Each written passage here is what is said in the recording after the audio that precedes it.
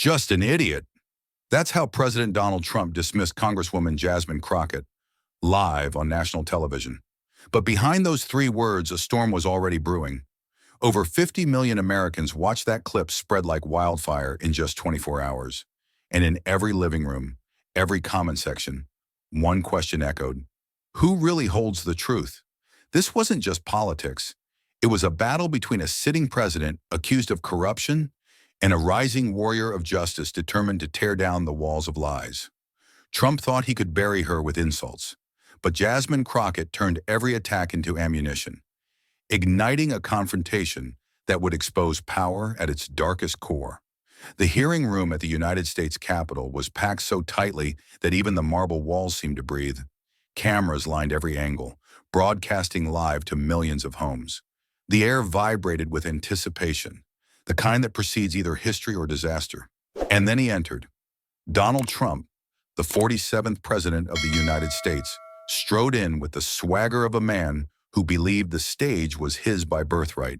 His chin high, his hands slicing the air as though he were conducting an orchestra of loyalists. He grinned, waved, even mouthed "number one" toward the cameras. He wasn't just arriving, he was performing.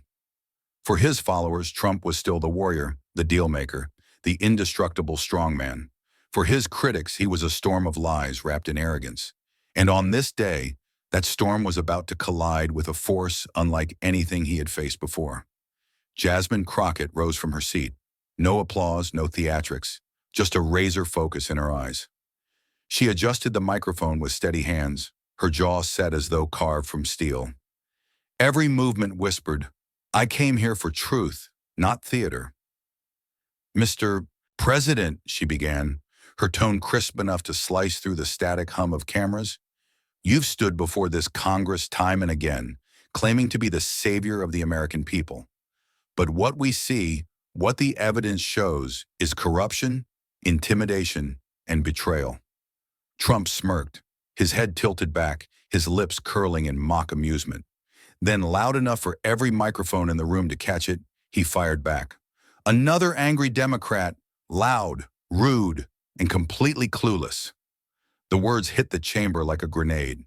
Gasps rippled through the crowd. Some supporters chuckled. Others shifted uncomfortably. But Jasmine didn't flinch. She leaned forward, eyes locked on him, her voice sharper than before. "Clueless. You are the sitting president of the United States, accused of abusing power, and your defense is playground insults? The American people deserve more than mockery. They deserve accountability." Trump's face tightened, his grin fading into a scowl. He pointed a finger directly at her, jabbing the air. "You don't get to lecture me, sweetheart. I built this country's success while you were still begging for attention. You're just noise, nothing more." The room grew electric. Every word felt like a spark, bouncing between them, threatening to ignite the chamber itself. Jasmine's reply came like the crack of a whip. "Noise? If exposing the truth about your lies is noise, then let this chamber be deafened by it. Because I will not stop until every American hears the reality behind your facade." Cameras zoomed in on their faces, the smirk and the fury, the arrogance and the defiance. Twitter exploded in real time. Hashtags formed within seconds. Crockett vs. Trump, Justice Battle, Capitol Showdown. But inside the room, the noise wasn't digital, it was visceral. The tension pressed down on every chest, pulled at every breath. One congressman leaned toward another and whispered, "I've never seen anything like this." Trump leaned back in his chair, folding his arms, his voice dripping with sarcasm. "You really think you can stop me? Presidents have been attacked for centuries. They all failed. And you, Congresswoman Crockett, will fail too." She didn't blink. "Presidents are remembered for what they build, not what they destroy. You may have power, but power without integrity is rot, and America can smell it." The audience gasped again, louder this time. Even a few Republican aides shifted uncomfortably, their pens pausing mid-note. Trump's cheeks flushed red. He slammed his palm on the table, the sound cracking like a gunshot across the chamber. "You dare," he began, but Jasmine cut him off. "I dare because justice demands it." Her voice rang out like a bell, echoing through the chamber, bleeding through every television and smartphone screen across the nation. It was not just defiance. It was a declaration of war. The chairman tried to restore order, banging the gavel, but it was too late. The duel had taken on a life of its own. It was no longer a hearing. It was a battlefield. For every insult Trump hurled, Jasmine countered with precision. For every smirk he threw, she fired back with evidence, dates, documents, testimonies. He fought with bluster, she fought with truth. And the people watching knew it. Over 10 million viewers tuned in within the first hour. Commentators called it the clash of the century. Elderly couples in small towns argued over dinner plates. Families in big cities paused their routines to watch, transfixed. This wasn't just politics anymore. It was personal, it was raw, it was America staring at itself in the mirror. And as the exchange grew hotter, something undeniable crystallized in the air. This was not going to end in that chamber. No, this was only the spark. The firestorm had just begun. By the next morning, the echoes of that clash thundered across every news outlet in America. Clips of Trump and Jasmine's verbal war looped endlessly. Morning shows, late-night satire, even the scrolling LED tickers in Times Square. And Trump, never one to retreat, doubled down. At a rally stage within 24 hours, he took the microphone with a grin that was part defiance, part venom. His voice boomed through the speakers, ricocheting off the walls of an arena filled with his loyalists. "Jasmine Crockett," he sneered, pausing long enough for the crowd to roar. "She's a nobody, a complete nobody, no experience, no power, no future, just another angry face trying to get famous." The crowd cheered, chanting his words back like a chorus. Trump raised a hand, savoring it. Then came the dagger. "She's incompetent, totally unqualified. Honestly, she should be grateful I even said her name." Laughter erupted, signs waved. The spectacle was intoxicating for those inside the arena. But outside, on millions of screens across the country, those words cut differently. Because while Trump mocked, Jasmine Crockett was already preparing her answer. She appeared that evening on a primetime broadcast. No rally, no banners, no chanting crowds. Just a studio chair, a microphone, and the piercing focus of a woman who had been underestimated for the last time. "They call me a nobody," she began, steady but sharp. "Yet somehow this nobody has files on the President of the United States that reveal more than he wants you to know." The host blinked. The control room leaned in, and America held its breath. Jasmine opened a folder, slid a stack of papers onto the table. Her hands didn't tremble. Her voice didn't waver. Bank transfers, shell companies, donors who were rewarded with government contracts, patterns that scream corruption. The host stammered, "Are you saying the president?" "I'm saying," Jasmine interrupted, her gaze never leaving the camera, "that when he calls me incompetent, it's because he fears competence. When he calls me a nobody, it's because he knows my voice is becoming a voice for millions who've been ignored." And then, with a pause timed so perfectly it could have been scripted, she leaned in closer. "This isn't just an argument anymore. It's a challenge. To him, to his administration, to every lie that props up his power. Let's put the facts on the table. Let's show America who really has something to hide." The internet detonated. Within minutes, the clip went viral, spreading across platforms like wildfire. 70 million views in 36 hours. Hashtags piled up. Show, the receipts, Josh Trump vo Crockett, Josh Justice Challenge. Cable anchors called it the Gauntlet Thrown. Editorials ran headlines like, "Crockett to Trump, prove it."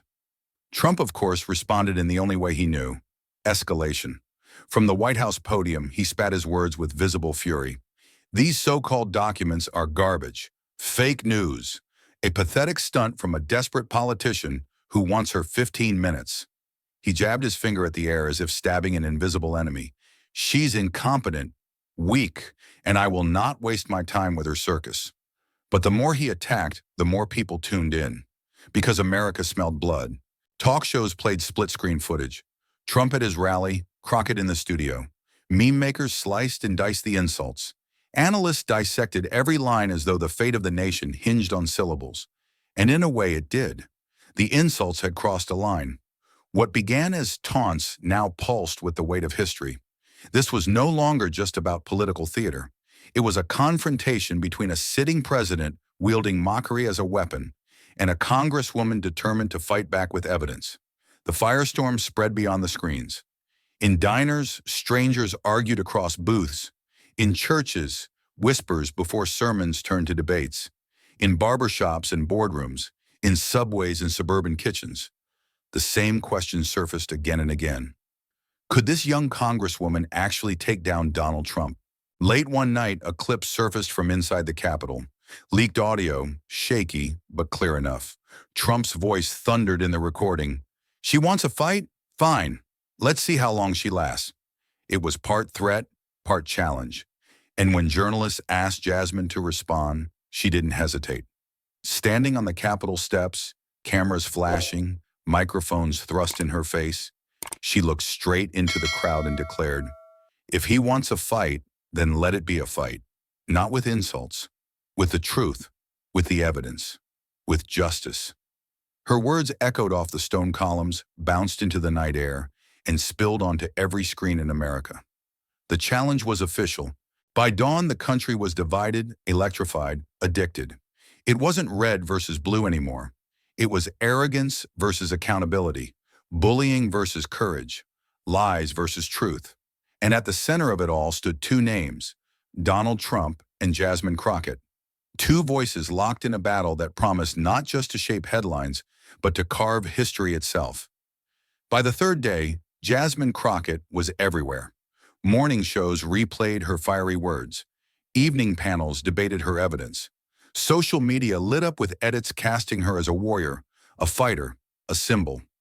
One viral post showed her image superimposed on Lady Justice, blindfolded, holding scales in one hand and fire in the other. The caption read, "She isn't afraid, and neither should we be." When asked directly on live television if she feared retaliation from the most powerful man in the world, Jasmine didn't hesitate. "I am not afraid," she said calmly, her voice resonant with conviction. "Because fear is what he counts on. Fear is the weapon of bullies. And I was not elected to be silent in the face of bullies. I was elected to speak for justice." The studio fell silent. Even the host, usually quick with follow-up questions, could only nod. Across the country, millions of viewers felt the same hush. A rare stillness when words strike deeper than noise. But in the White House, silence was not the strategy. Trump seethed. He summoned aides, demanded loyalty, and unleashed a barrage of attacks. Official press briefings painted Jasmine as reckless, unqualified, even dangerous. Pro-Trump networks looped segments questioning her background, her finances, her very legitimacy as a lawmaker. One headline screamed, "Who is Jasmine Crockett really?" And when that wasn't enough, the intimidation sharpened. Anonymous sources leaked that she was under federal review. Supporters reported seeing threatening messages scrawled on her office walls. Her staff received calls in the dead of night, voices dripping with malice, promising retribution. The pressure was relentless, but Jasmine did not bend. Each time Trump's machine threw mud, she answered with fire. Each attempt to silence her only amplified her defiance. At a packed town hall, she stood before her constituents and declared, "He may have the White House. He may have the money. He may have an army of enablers. But I have something he cannot buy or bully into submission: the truth. And I promise you, truth does not fear power. Power fears truth." The crowd erupted. Applause thundered through the hall, drowning out every whisper of intimidation. Still, the nation itself was splitting. In one diner in Ohio, half the room cheered at Jasmine's name, while the other half cursed it. In Texas, signs appeared along highways. "Stand with Jasmine," painted in bold letters beside murals of raised fists. At the same time, billboards went up in Florida calling her "enemy of the people." America had seen political fights before, but this was different. This was visceral, emotional, electric. Trump had always thrived on division, but Jasmine embodied something he could not control. The idea of resistance wrapped in integrity. She wasn't a celebrity chasing headlines. She wasn't a career politician playing safe. She was raw, unflinching, willing to call him out by name without blinking. And that terrified him. Behind closed doors, Trump raged.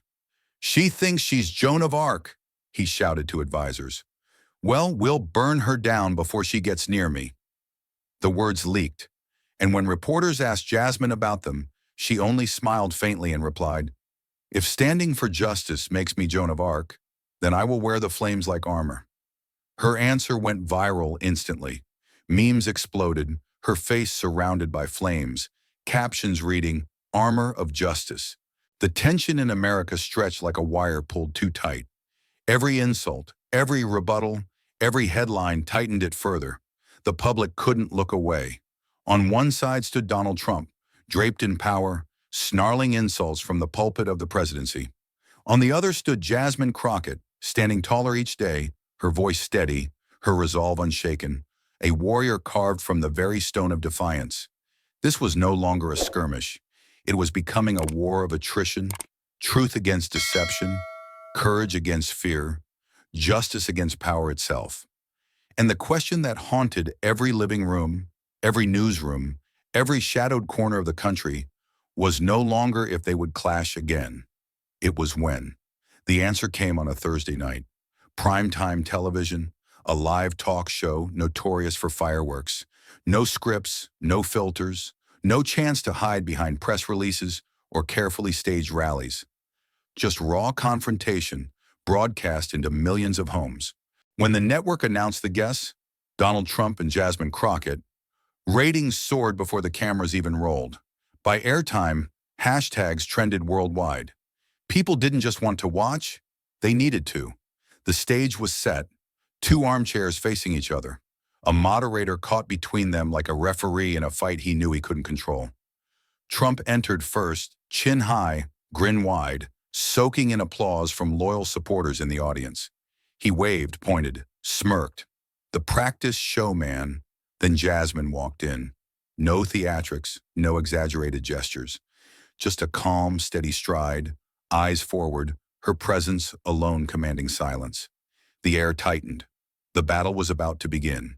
It didn't take long. The moderator's first question barely left his lips before Trump lunged in. "She's a nobody," Trump barked, jabbing a finger across the stage. "Completely incompetent. Never accomplished anything. The only reason she's even here is because fake news wants to make her famous." The audience gasped, a ripple of unease sweeping the studio. Jasmine didn't flinch. She simply leaned forward slightly, waiting. Trump pressed harder. "Look at her. Totally unqualified. A lightweight. Doesn't understand business. Doesn't understand power. Believe me, she's a disaster." The insults came in a torrent, each one sharper than the last. He cut across the moderator, bulldozed over every attempt to redirect, his voice booming, his hands slicing the air. It was the classic Trump strategy: overwhelm, dominate, bully. But then Jasmine spoke. Her voice was low, even, so controlled it sliced through the noise like steel through cloth. "Mr. Trump," she said, eyes locked on him, "if I'm truly a nobody, why are you spending every ounce of your breath trying to tear me down?"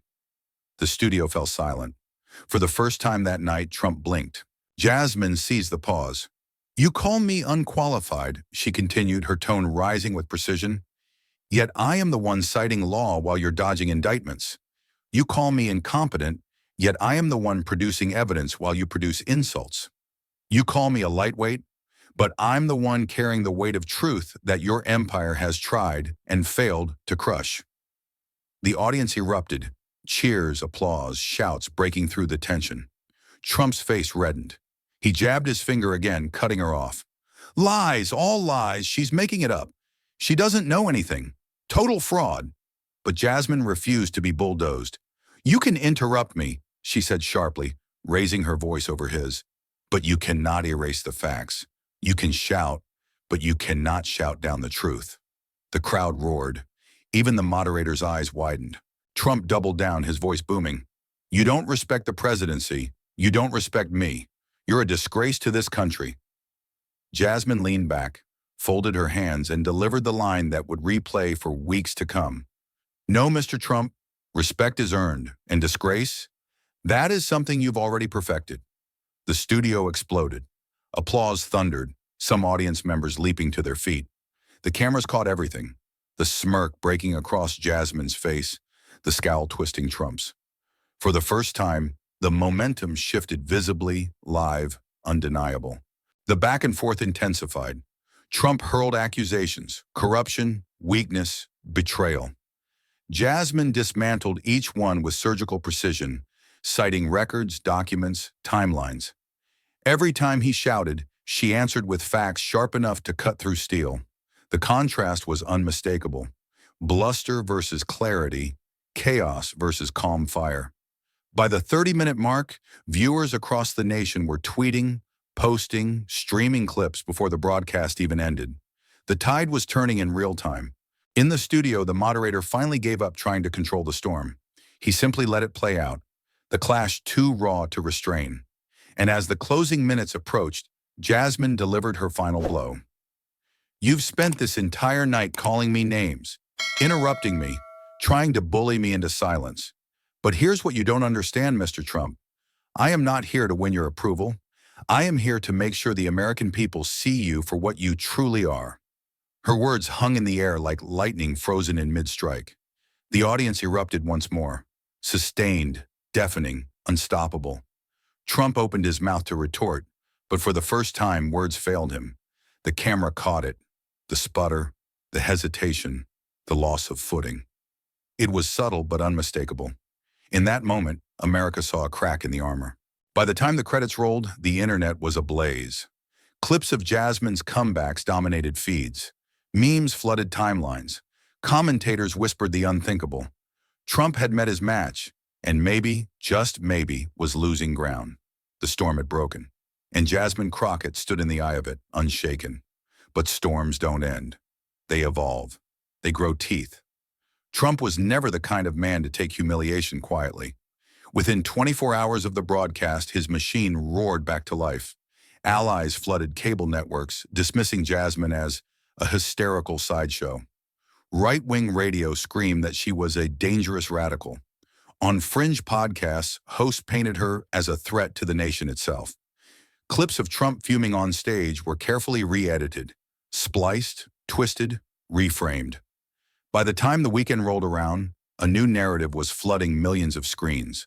Trump wasn't rattled. Trump wasn't losing. Trump was the warrior under siege, and Jasmine Crockett was the enemy. The backlash was ferocious. Anonymous phone calls began. First a whisper, then a flood. "We know where you live. Stay silent or else. Go back to the shadows where you belong."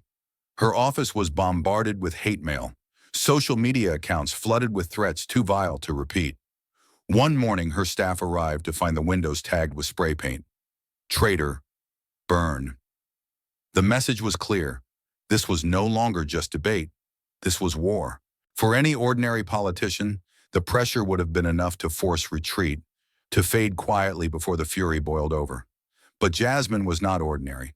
At a press conference packed with flashing cameras and trembling microphones, she faced the storm head-on. Her voice didn't quiver. Her hands didn't shake. She looked directly into the cameras and declared, "If he is the wall, then I am the hammer that will break it." The words detonated like dynamite. Within minutes, they spread across every platform, every news site, every headline. Hashtags blazed, millions sharing the clip with captions that ranged from rallying cries to desperate warnings. The line wasn't just defiance. It was a declaration of open battle. Trump seized on it instantly. "Did you hear her?" he thundered at a rally, his voice booming through loudspeakers to tens of thousands of chanting supporters. "She wants to destroy. She wants to tear down everything we built. Radical left lunacy. Total disaster for America." Crowds roared in fury. Chants erupted. "Hammer! Hammer! Hammer!" Some laughed, some screamed with rage, but all fed the fire Trump had lit. The nation began to split even deeper. Cable panels dissected the phrase endlessly. Was Jasmine a hero finally standing up to the bully, or a reckless agitator throwing gasoline on dry timber? Every dinner table, every boardroom, every comment section, the debate raged everywhere. But behind the noise, the stakes grew darker. Federal agents warned her of credible threats. A suspicious car parked outside her home. Anonymous packages delivered without return addresses. Staff members shaken, families worried. Jasmine listened, acknowledged the danger, and then refused extra protection. "If I hide," she told her team, "he wins." She continued traveling, speaking, showing up in communities Trump ignored. Each appearance carried risk, but each one drew larger crowds. People were no longer just listening. They were choosing sides. Trump escalated in kind. He unleashed a torrent of social media tirades, each one more venomous than the last. He summoned surrogates to saturate the airwaves, painting Jasmine as lawless, dangerous, unhinged. Conspiracy theories bloomed overnight. Claims that she was backed by secret elites, whispers that she was plotting to dismantle the very foundation of the country. None of it was true, but truth was irrelevant. What mattered was volume. What mattered was rage. And Trump knew how to weaponize both better than anyone alive. The political climate thickened into something electric, combustible. Protests erupted in cities across the nation. Some in Jasmine's defense, others in Trump's name. Clashes broke out in the streets. News anchors spoke in grim tones of a country reaching a breaking point. This was no longer the arena of words. This was a battlefield. And in the center stood Jasmine Crockett, her declaration still ringing in the nation's ears. "If he is the wall, then I am the hammer that will break it." It wasn't just defiance anymore. It was prophecy. And prophecy has a way of finding its stage. Weeks later, the country's eyes turned not to rallies or TV screens, but to the solemn, echoing chambers of a federal courtroom.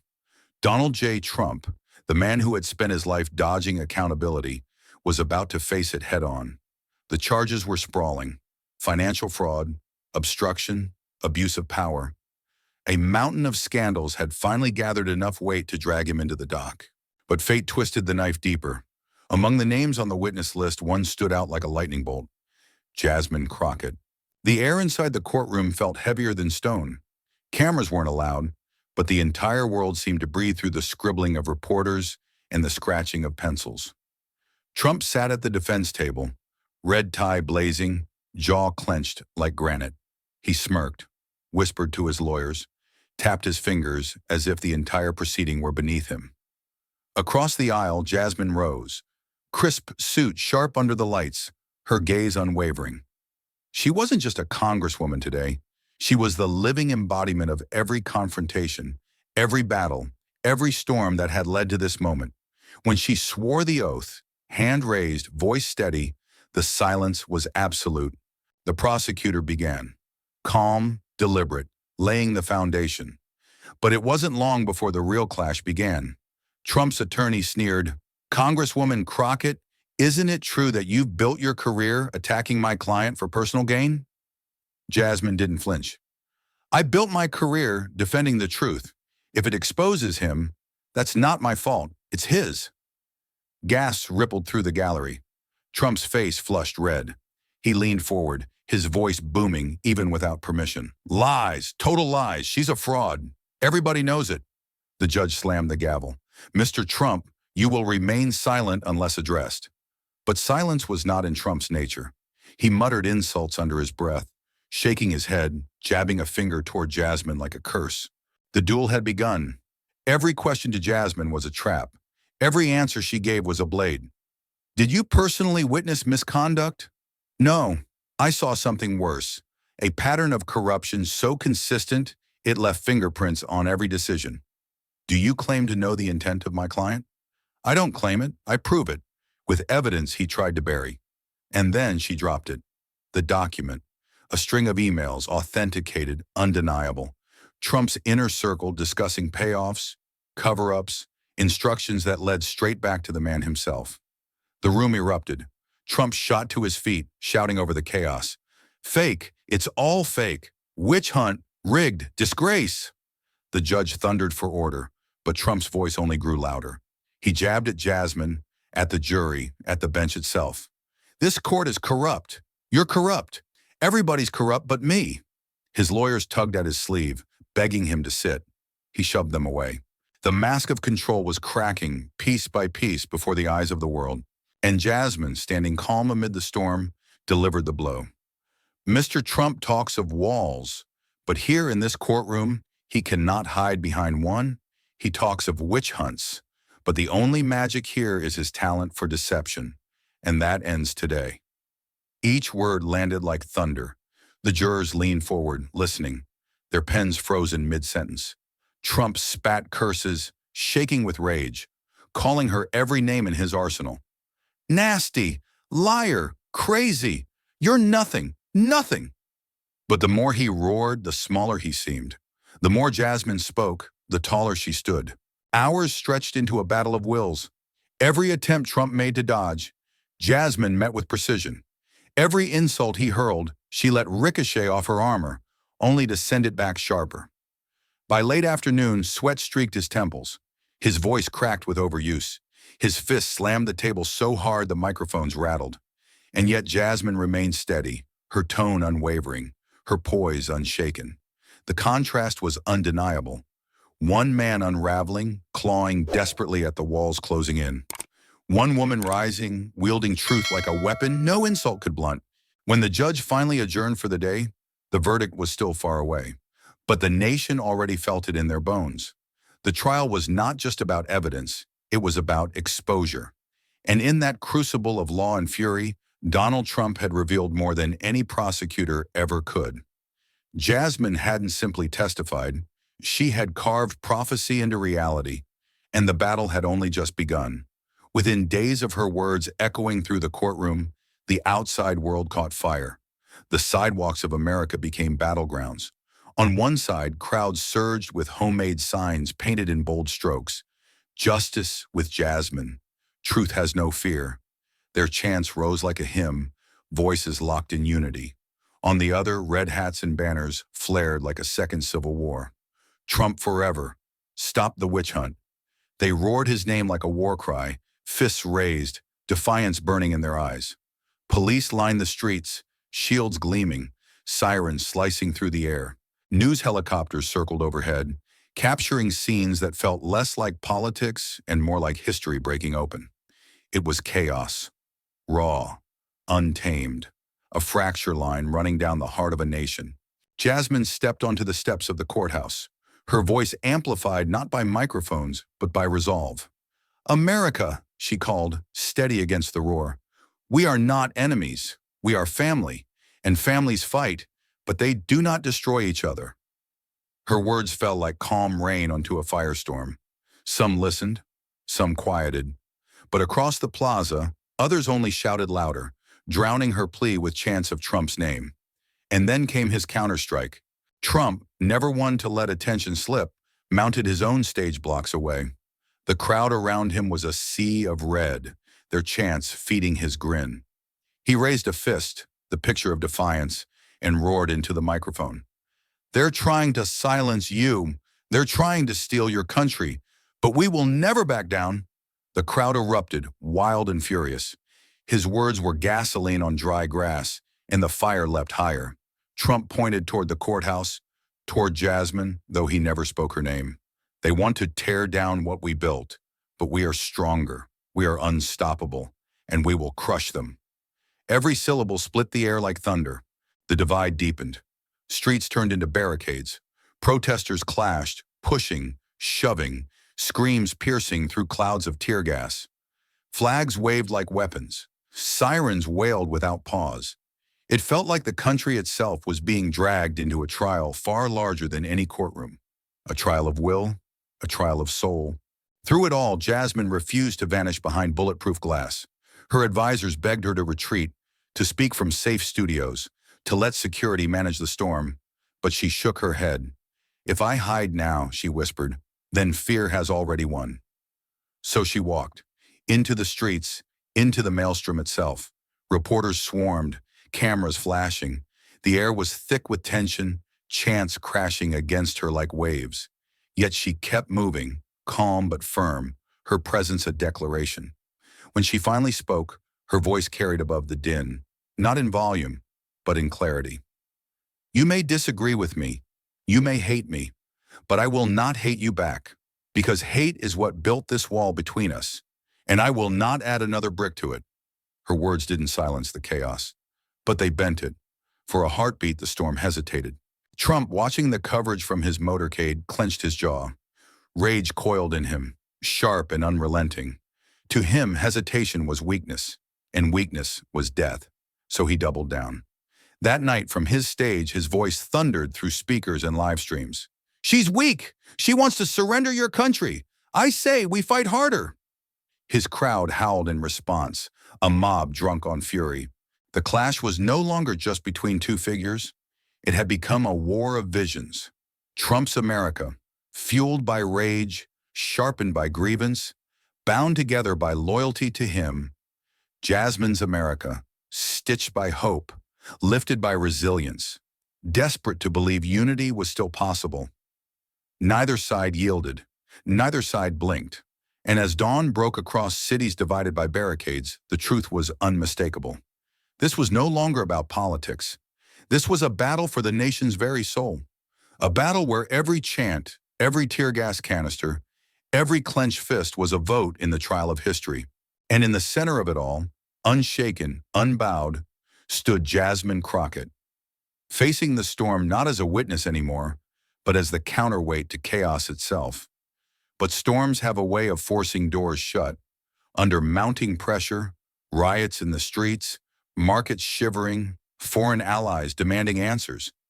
The impossible was arranged, a private meeting between Jasmine Crockett and Donald Trump. No cameras, no microphones, no spin doctors, just two forces of will locked in a windowless conference room inside a government safe house. The fluorescent lights buzzed faintly overhead. The air was thick, stifling, like even oxygen itself was holding its breath. Trump slouched into his chair first, chin up, hands spread across the table like a king holding court. His tie hung loose, his smirk coiled with contempt. Moments later, Jasmine entered, back straight, jaw tight, eyes sharp as glass. She didn't bother sitting immediately.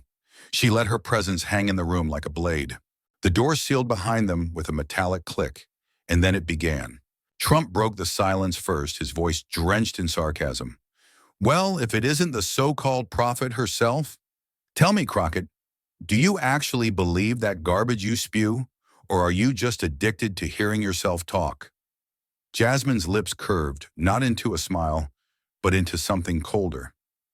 "At least I talk about something real. Unlike you, who hides lies behind slogans and prays no one looks too closely."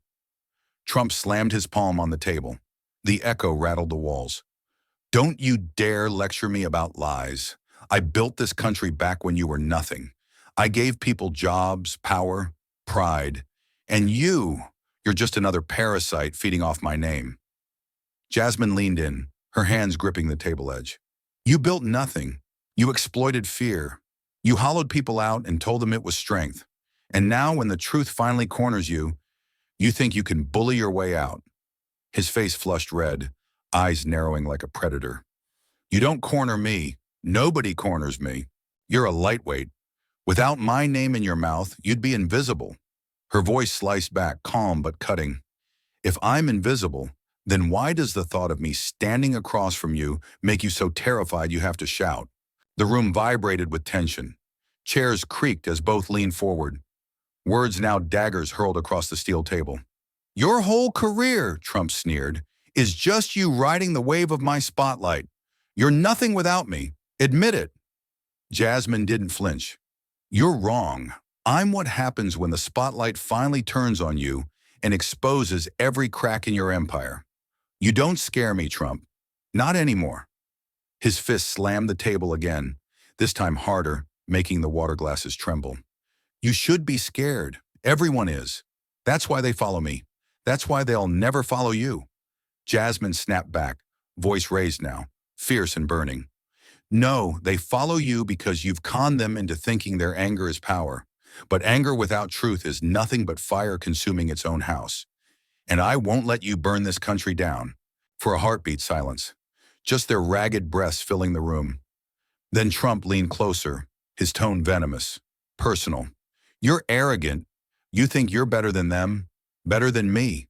But let me tell you, America doesn't want your lectures. America wants to win, and I'm the only one who knows how." Jasmine's eyes locked on his, unblinking. Winning isn't victory if the cost is the soul of a nation. You don't want to lead, Trump. You want to own. And there's a difference. His face twisted, hand curling into a fist against the wood. You're a nasty, hateful little fraud. And you, Jasmine shot back, are a coward hiding behind noise. The words collided like fists. The tension in the room was no longer metaphor. It was physical, sharp enough to cut skin. Both of them half out of their seats now, knuckles pressed white into the table, eyes blazing with the threat of something primal. The guards outside the door shifted uneasily, hearing the muffled thunder of voices, but ordered not to intervene. Inside, it felt like the room might combust. Trump's voice dropped to a growl. You don't walk out of here unless you bend. Jasmine's reply was instant, fiery. Then I'll break before I bend. Their glares clashed, the distance between them shrinking to nothing. The table rattled as Trump shoved his chair back, standing, towering. Jasmine rose to meet him, steady, unflinching. Two storms colliding in a locked room, no witnesses, no escape. And as the fluorescent lights flickered overhead, the question wasn't whether they would compromise. It was whether the walls could hold the explosion about to erupt. When Trump stormed out of that sealed room, he wasn't broken. He was cornered. And a cornered predator doesn't retreat. It strikes. Within hours, the machinery of presidential power ground into motion. Executive orders drafted at lightning speed. Legal threats whispered into the ears of allies and enemies alike. A chilling directive spread through the corridors of government. Silence Jasmine Crockett, or be silenced yourselves. The message was unmistakable. Trump would bend the Constitution itself if it meant breaking her. Televised addresses followed, long, furious, drenched in venom. He painted Jasmine as the embodiment of chaos, a radical out to dismantle the nation. He waved papers in the air, called them proof, and branded every shred of her testimony as nothing more than fake news. Don't believe her lies, he thundered to millions. She's just another fraud trying to destroy your president, your freedom, your America. The words weren't just speeches. They were firebombs tossed into an already fractured country. His supporters cheered, convinced their champion was under siege. His opponents seethed, watching a man wield truth like a weapon only to twist it into poison. But Jasmine didn't crumble. She rose.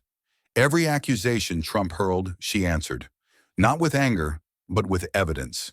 When he claimed she fabricated numbers, she unveiled public records. When he dismissed her as just another partisan hack, she produced bipartisan reports with signatures etched in ink. When he shouted louder, she grew quieter, forcing the country to lean in and hear the weight of her facts. The contrast was electric. On one side, Trump, roaring, red-faced, drowning in spectacle. On the other, Jasmine, calm, relentless, armed with data that refused to bow. It wasn't just a battle of words. It was a battle of credibility. The media swirled like vultures. Headlines screamed. Panels shouted. Social media split into trenches of war. But slowly something shifted. Clips of Jasmine dismantling Trump's falsehoods went viral. Hashtags bearing her name surged. Young voters, long disillusioned, suddenly tuned back in, whispering that maybe, just maybe, truth could still stand. And in living rooms across the nation, ordinary Americans sat in silence, watching not with the eyes of partisans, but with the clarity of witnesses. For the first time, the divide wasn't just about left versus right. It was about real versus fabricated, integrity versus manipulation. Trump felt it slipping. The grip he once held like iron was loosening, so he pushed harder. He threatened networks that aired Jasmine's speeches. He leaned on governors, demanded loyalty, called in favors. At one rally, he spat into the microphone. If they don't stop her, we'll stop her ourselves. The crowd roared. The menace hung heavy in the air. It wasn't politics anymore. It was personal. It was survival. And Jasmine knew it. Her team begged her to soften her tone, to retreat for safety, but she refused. This isn't about me, she told them. It's about whether truth itself survives. She went back to the podiums, to the streets, to the screens of millions. Her speeches weren't long. They didn't need to be. Each one cut through the haze like lightning, sharp, undeniable, impossible to ignore. Facts don't fear scrutiny, she declared, but lies collapse under the weight of light, and tonight, America, you are that light. The duel had transcended debate. Trump's desperate counterattack wasn't restoring his power. It was exposing his fear. Each executive order smelled of panic. Each insult revealed cracks in the armor. And Jasmine, steady, unwavering, wasn't just defending herself anymore. She had become the mirror. A mirror that showed America exactly who was standing for them and who was standing against them. By the week's end, polls told the story in black and white. Trust in Trump was eroding. Trust in Jasmine was climbing. And for millions who had lived too long in the fog of confusion, the picture was finally clear. Trump wasn't the savior he claimed. He was the storm tearing through the nation. And Jasmine Crockett, against all odds, was the lighthouse refusing to go dark. The night of the debate felt less like a civic ritual and more like the ignition of a fuse. Every channel carried it. Every diner, every living room, every street corner with a television buzzed with the same glow. America wasn't just watching, it was bracing. Two podiums, one stage, and a nation split down the center. Trump swaggered out first, chin high, lips curled in that familiar sneer. He scanned the audience as if daring them to boo. When they did, he smirked wider. Moments later, Jasmine Crockett stepped into the light. No theatrics, no grand wave. Just a steady walk, eyes locked forward, as if gravity itself bent toward her resolve. The moderator's voice cracked as he welcomed them. But before a single question could be asked, Trump lunged. "She's a fraud," he bellowed, his fingers stabbing the air like a weapon. "She doesn't love this country. She wants to burn it down." Gasps rippled through the audience. The moderator stammered, trying to regain control, but Jasmine didn't flinch. She leaned into the mic. Her voice was calm, surgical. "Donald, if anyone has burned this country, it's the man who lit the match and called it patriotism." The crowd erupted, half in cheers, half in roars of fury. The fault lines of America were no longer invisible. They were screaming from every row of seats. The first question finally landed, but it was less a debate and more a gladiatorial arena. Trump shouted, pounded his podium, called her clueless, radical, disgusting, every word laced with venom. But Jasmine countered with precision. She didn't raise her voice. She didn't need to. Every statistic she delivered cut deeper than any insult. Every historical fact she unveiled turned his bravado into bluster. When he claimed the economy was the best in history, she snapped back with records of debt and job loss. When he blamed immigrants for crime, she countered with FBI data that shut the argument cold. When he tried to twist the Constitution into his shield, she quoted it word for word, stripping away the pretense. Each exchange was a duel of steel against thunder. Trump roared louder. Jasmine struck sharper. Minutes turned into an hour, and the stage felt like it was on fire. "Fake news, all of it!" Trump screamed, sweat glistening, his voice cracking with rage. "They feed her lies. She spits them out. Like a puppet." Jasmine tilted her head, eyes narrowing. "Funny," she said softly, "because every time I speak, I cite sources. Every time you speak, you cite yourself." The audience gasped. Then it broke into applause that rattled the cameras. For the first time, Trump's jaw tightened. His rhythm faltered. The moderator pressed forward with the night's hardest question. Leadership in crisis. Trump seized the mic, arms flailing, voice booming. He painted himself as the savior, the warrior, the only man strong enough to carry America. He raged for nearly 5 minutes straight, ignoring time limits, until the words bled into repetition. Then it was Jasmine's turn. She stepped closer to the podium, her hands steady on the wood. Her voice, low but piercing, sliced through the noise. "Leadership isn't measured by how loud you shout," she began. "It's measured by whether the people shouting at the bottom can still be heard. Leadership isn't about saving yourself. It's about sacrificing for others. And America doesn't need a savior in chaos. It needs a servant of truth." The hall went still. For once, not a soul dared to interrupt. Even Trump's face froze, his tongue caught, as if the weight of her words had momentarily pressed the air from his lungs. He opened his mouth, then closed it. The silence stretched, unbearable, undeniable. And in that silence, millions watching at home understood what had just happened. Trump had been stopped, not by force, but by truth. The camera zoomed in. His eyes darted, his lips twisted, but no words came. Jasmine didn't smirk. She didn't gloat. She simply stood tall, letting the silence do the work. It was the image that would loop endlessly on every network, every phone screen, every headline the next morning. Donald Trump, speechless on a stage he once ruled. And beside him, Jasmine Crockett, unshaken, unbowed, and undeniable. The debate ended, but the fire it sparked would not be contained, because the question no longer lingered in whispers. It was shouted in living rooms and classrooms, in boardrooms and backyards. Who do we want to lead us? The storm that tears us apart, or the lighthouse that guides us home? But Trump was never one to surrender on stage. What the cameras couldn't capture, what the crowd couldn't see, was the machinery grinding beneath the surface. Backroom deals, whispers in marble hallways, calls at midnight to allies too frightened or too greedy to say no. If the debate had been the theater, this was the battlefield, and Trump was moving his pieces with ruthless precision. He unleashed investigations designed to smear Jasmine, twisting law like a blade. Allies and media churned out venom, branding her dangerous, unhinged, radical. And in the shadows, threats slithered closer. Veiled warnings about her safety, pressure on her family, whispers that accidents happen. Trump wasn't just fighting to win, he was fighting to erase her. But Jasmine Crockett had already crossed the line where fear could reach her. Every night she slept lighter, listening for footsteps.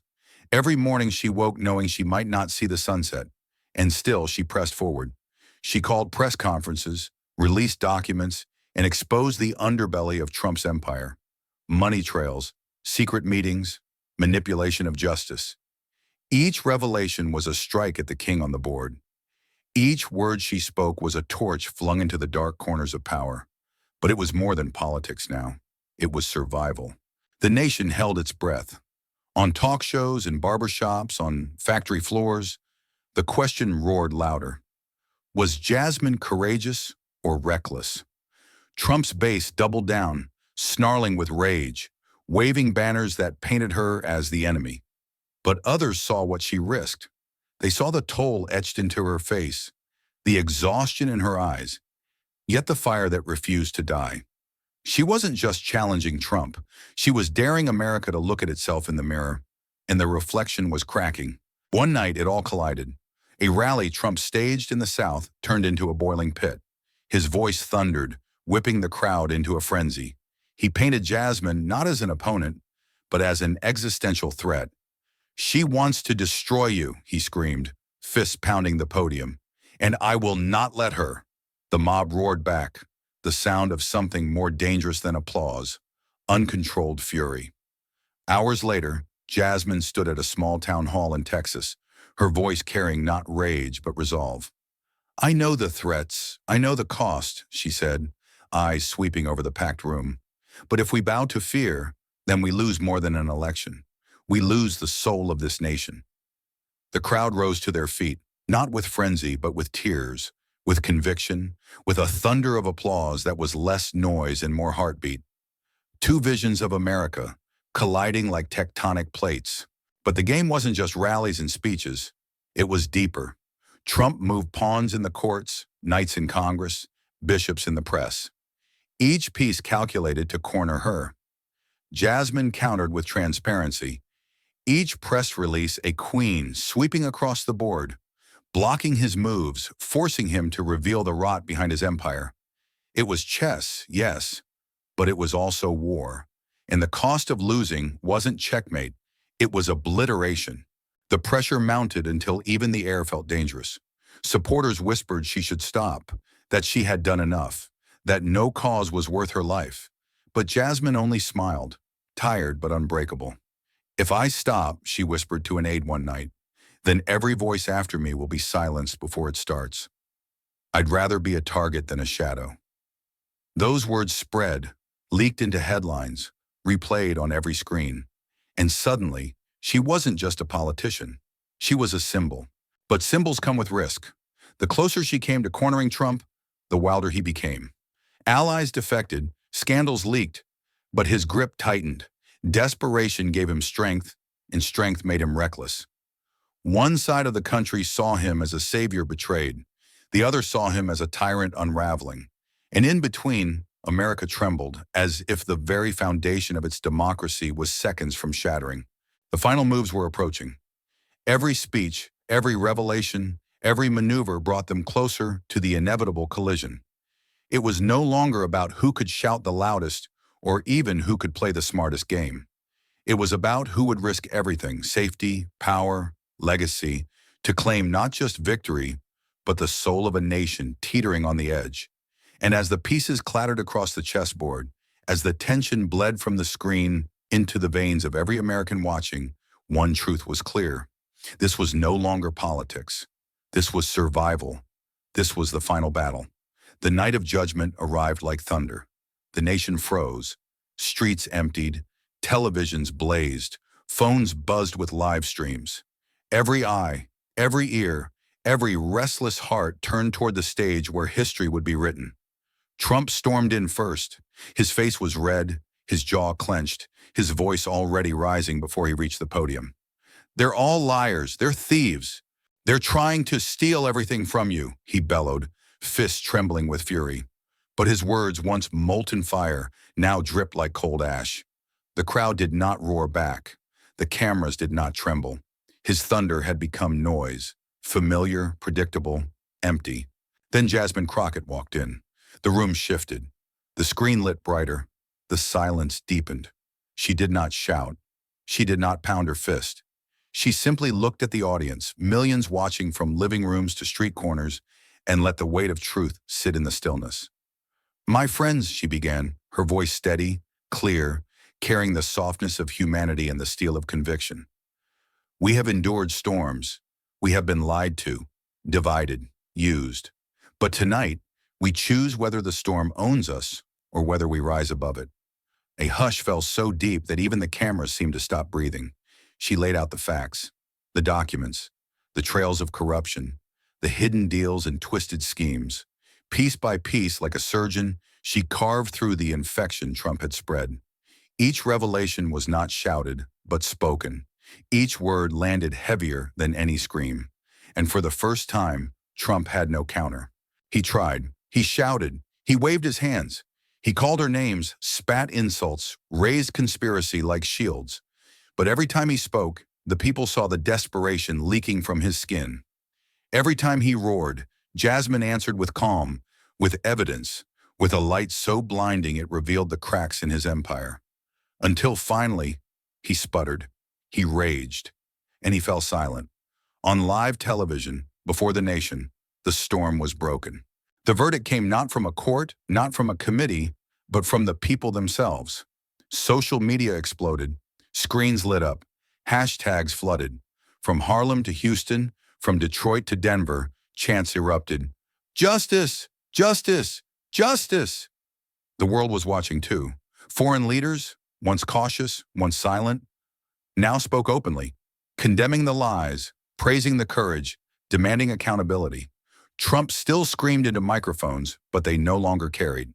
His words dissolved into the void, his empire of noise collapsing under its own weight. He was not a storm anymore. He was only an echo. And then came Jasmine's moment. She stepped forward, her eyes burning not with triumph, but with responsibility. "Tonight," she said, "is not my victory, it is ours. It belongs to every citizen who refused to bow to fear, to every truth-teller who spoke when silence was safer, to every dreamer who still believes America can be more than a battlefield of hate." The applause that followed was not wild, it was steady, rhythmic, like a drumbeat of unity. She lifted her hand, not in celebration, but in promise. "Justice has spoken, but justice is not a trophy. It is a duty, and we will carry it forward, together." Her voice cracked just slightly on the last word, and in that crack, the nation heard her humanity, not a politician, not a performer, but a warrior who had bled for the truth. Trump staggered in the background, still muttering, still gesturing, still refusing to accept the fall. But the cameras no longer lingered on him. The people no longer listened. The world had already turned its gaze, and Jasmine stood there, tall against the glare of history, a lighthouse shining over the rubble of lies. Outside, fireworks erupted, not of celebration, but of release. Neighbors embraced, strangers wept. Across the country, the air seemed lighter, as though a storm had finally passed. And yet in Jasmine's eyes there was no illusion. She knew storms return. Lies never die easily. Power always waits for a chance to strike again. She looked into the camera, her voice low but unwavering. This is not the end. It is only the beginning of justice. And as the screen faded, one image remained. Jasmine Crockett, standing unbroken amid the ashes of deceit, a warrior whose fire had turned the darkest night into dawn. The storm was over. The lighthouse still burned. But the journey of justice had only begun. Justice is never a single moment, nor the triumph of one voice over another. It is the quiet, relentless choice to stand for truth when silence feels easier. The story of Jasmine and Trump reminds us that lies can roar, power can threaten, but integrity, unyielding and steady, will outlast them all. And in the end, the call is not only to leaders, but to each of us, to be lighthouses in our own corners of the world, guiding others through the storm with courage, compassion, and unshakable honesty. If this story shook you, don't just move on. Pause, reflect, pass it forward, talk about it. Share it with someone who still believes courage can light the darkest storm. Subscribe to Harrison Stories, where every silence gets broken and every lie meets its reckoning. Turn on the bell, because the fight isn't over.